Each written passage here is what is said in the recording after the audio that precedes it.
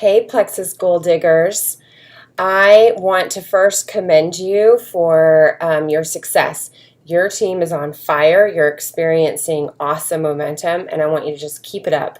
For those of you who are new, I suggest that you just jump in feet first, get completely submerged in Plexus, share some more, and feel the same excitement and have the same success that the other people on your team are having.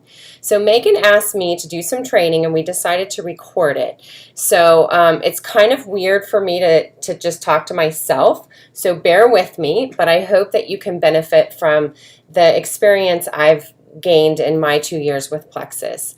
I am a Senior Ruby ambassador, and I've been sharing Plexus for about 2 years.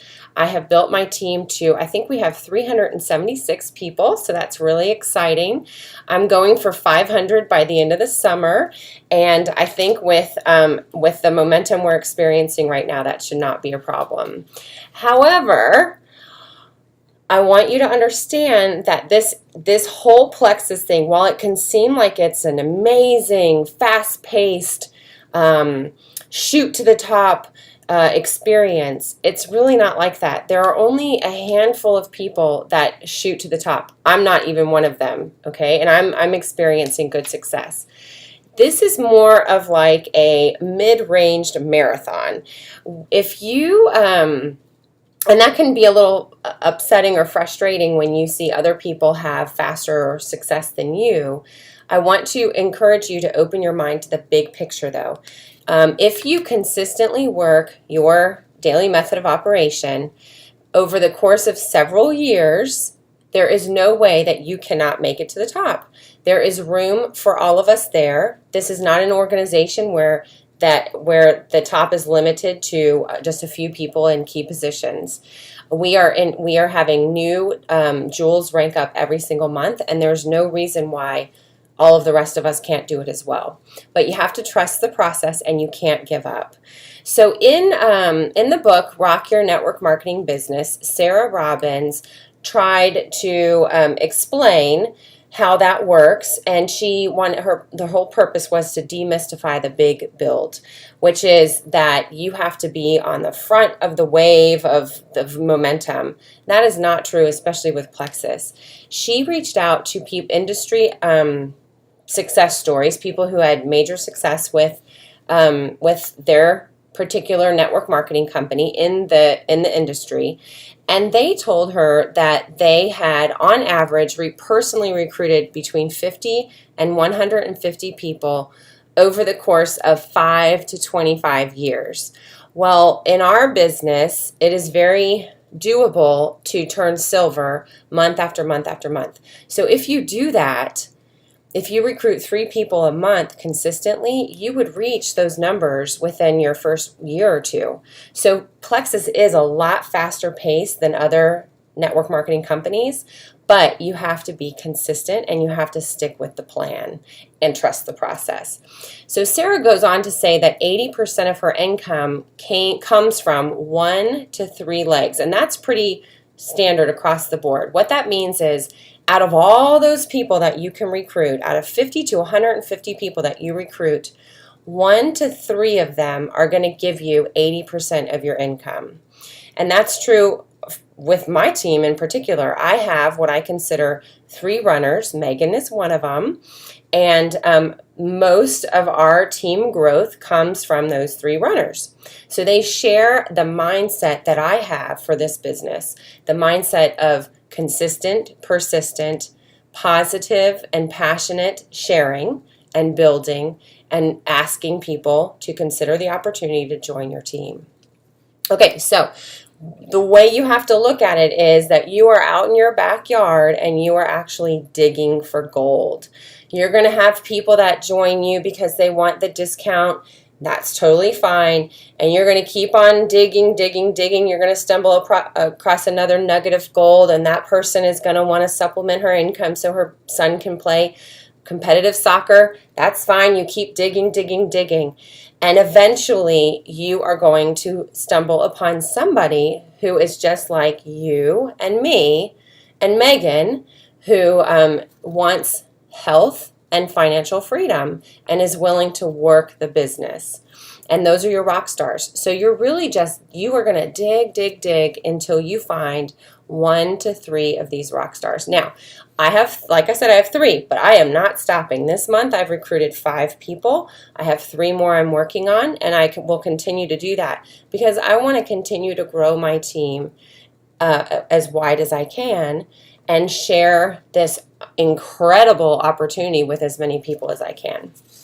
So if you can commit to doing this business for the long haul and you can be consistent with your daily method of operation, there is room for the top for you. And I have complete confidence that it can be as fast or as slow as you make it. Okay? Okay, so Megan asked me to touch on a few things during this training, so I want to go over that. Her first question was when to sign up a customer versus when to sign somebody up as an ambassador. And this is a very technical question based on what that person wants. So you really have to continue the conversation with that person and find out what they're interested in doing and how much what their budget is for Plexus.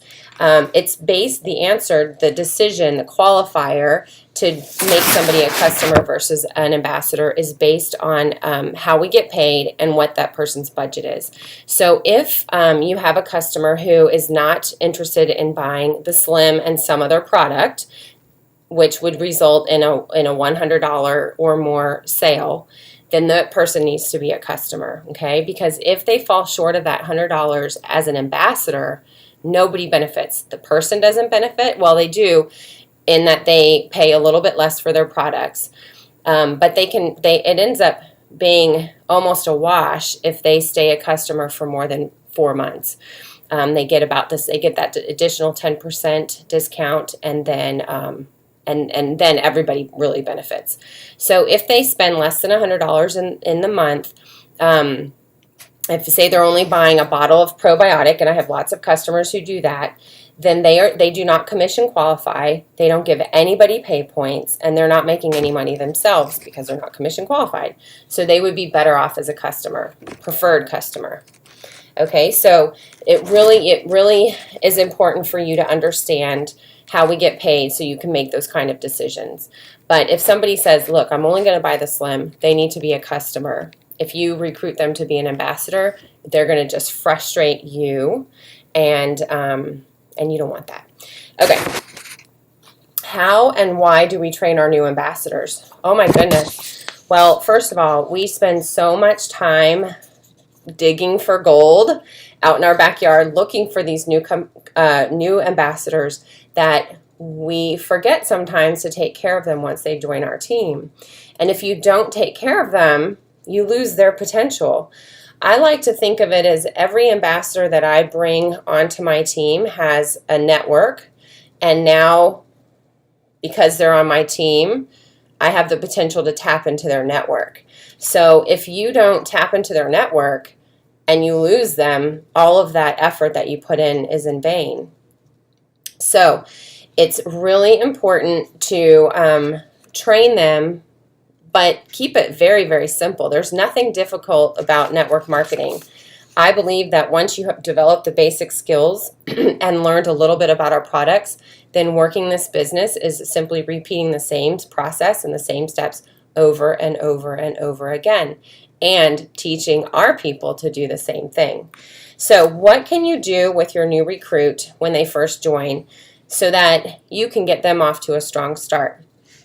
Well, you can walk them through the enrollment process over the phone or in person. Sometimes I'll send people directions, but it's only after I've had a very thorough, in-depth conversation with them. Help them choose their welcome pack based on what their needs are, and make sure they understand how to take their products. And check in with them as though they were a customer so that you can make sure they're taking their products correctly. Almost 100% of the time, they're not. So just make sure you're holding their hand through the first couple of months and finding the right combination for them. Because, and I'll talk a little bit about this at the end, I think being a product of the product is a deal breaker. If you're not a product of the product, I don't think you can be successful. You don't have to buy, we don't have an obligation to buy products, but it's so important to be a billboard for your business. Okay. The second thing that you can do for your new ambassador is a new ambassador training call. We have talking points on my team page, and I know that Megan has them as well. You just follow the talking points. If you're not comfortable doing a new ambassador training call, then let Megan do a 3-way. Bring me on. I am more than happy to do that for anybody. And really get to know your new ambassador and what their initial why is. And that way you can align your expectations with theirs. I have made the mistake of treating everybody as though they were a fast track ambassador like I want to be or like I try to be. And not everybody has interest in that. So make sure that you learn what their why is and what their goals for their business are and align your expectations with theirs. Okay. The third thing is, and this is really important. I think a prospecting list is the most important tool in network marketing. And a lot of people don't know how to create the list, the prospecting list. So as a sponsor, it's our job to help them create that. And it's as simple as just kind of brainstorming. What do you do with your time? Where do you go? Do you go to a gym? Do you go to a Mother's Day out? Do your children go to a Mother's Day out? Are you in school? Does your child play sports? Do you go to church? And then you can help them add names to this prospecting list so that they can get a list going. I use my prospecting list since day one, and I continue, and a lot of times I will rip it up and start over because usually, which is awesome, most of the people on my list end up either buying from me or joining the team. And that's great. So I have to keep adding names and keep that list very fluid. But sometimes people need help creating a prospecting list. You can use the FRANKS acronym, which is friends, FR, relatives, acquaintances, neighbors, people you know through your kids, and people you know socially through things like church. And that's a great way to start the list. I've recently posted training videos on how to do it. So there's lots of training out there. Try to go for 100. Usually around 75, 80, we start petering out, and that's okay. But try to go for 100. And then give your prospects the words to reach out to these people in conversation. And those words, they're right there on our team page. So it's something that they will probably be a little bit uncomfortable with at first. And that's part of the process, is expanding your comfort zone. So the words are there, and now you have a list, and now you're reaching out.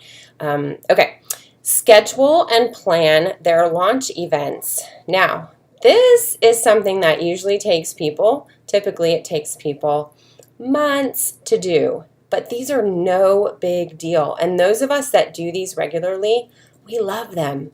So we love doing them, we love talking at them, we love sharing the information. They are no big deal. If you are uncomfortable doing this by yourself, then ask us to help. If you don't live near us, we can Zoom in. We can travel. I went to Chicago to help Kim. We did 3 meetings in less than 24 hours. And she's gold now. I mean, that's not the only reason why she's gold, but it certainly helped. So when I saw that Megan had tons of potential, I called her up and I said, hey, how about I fly out to Colorado and we do a launch event? And I did say, I want you to try to get 100 people to come or invite 100 people.